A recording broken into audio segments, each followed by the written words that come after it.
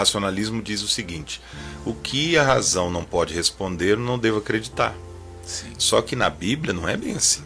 A fé cristã não é assim.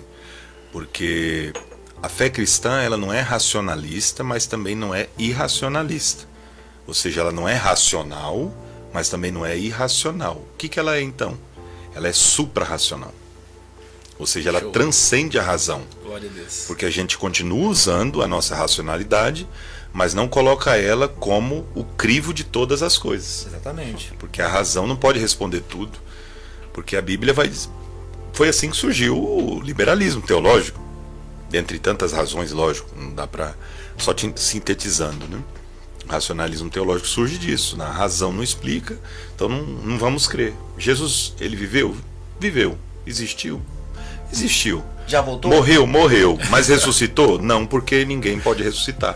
Isso já a razão né? não explica. Jesus ideal, né, professor? Ou seja, já voltou no coração daquelas pessoas que faziam bem. Isso, também tem essa questão. Exatamente. Então Tá o Albert Schweitzer, né, que foi um teólogo que se debruçou muito sobre essa questão de Jesus histórico, o Jesus dos evangelhos, o Jesus da fé e o Jesus histórico. O Jesus histórico existiu, mas não está na Bíblia. Esse que está na Bíblia é o Jesus da fé, que foi criado pelos discípulos, mas aquilo ali não é muito verdadeiro. Então é muito perigoso. Então todo exagero é prejudicial. Se você usa somente a crença, não preciso de prova nenhuma, não preciso de evidência nenhuma, o que tiver escrito eu acredito. Até citei isso ontem na inauguração, na palestra de um dos nossos cursos, falando assim, que tem gente que às vezes diz, vocês já devem ter ouvido também, né? Alguns pregadores dizem: olha, irmãos, eu creio tanto na Bíblia que se tivesse escrito que o Jonas engoliu o grande peixe, eu acreditava. Pô, irmão, aí já não dá, né?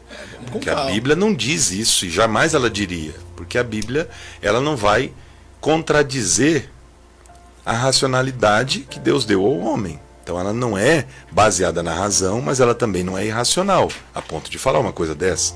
Então quem engoliu alguém foi o grande peixe, possivelmente a baleia. A cachalote. Engoliu Jonas, não foi o contrário. Se tivesse o contrário, aí a gente poderia duvidar da Bíblia. Poxa, como assim? Sim. Não tem como. Não dá. Isso aí não entra. Não tem como. Então a fé, ela tem evidências. A fé cristã, ela tem evidências. O racionalismo, ele é limitado. Ele não tem como adentrar ao texto sagrado e explicar muitas coisas. Então a razão, ela deve ser levada em conta, mas não deve responder todas as coisas, porque ela nunca vai conseguir. Ela é limitada, ela foi criada por Deus. Então o pessoal vai lá no texto de Romanos 12 e diz: não, o culto tem que ser racional, e acha que isso é usar a intelectualidade para fazer o culto.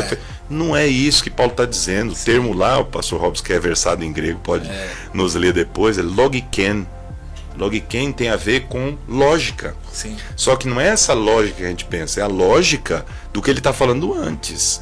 Ou seja, o culto racional é um culto que tem coerência com a fé. Perfeito. Com aquilo que Jesus ensinou, com aquilo que Paulo pregou. Que tem um princípio. Exatamente, não é um culto. Não, agora vamos fazer isso, porque tudo é na razão, tudo tem que ser racional.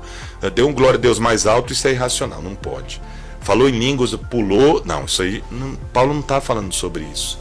Então as pessoas, até no meio pentecostal, acabam divergindo, falando que não deve e indo contra o pentecostalismo. Mas não é isso que a Bíblia ensina.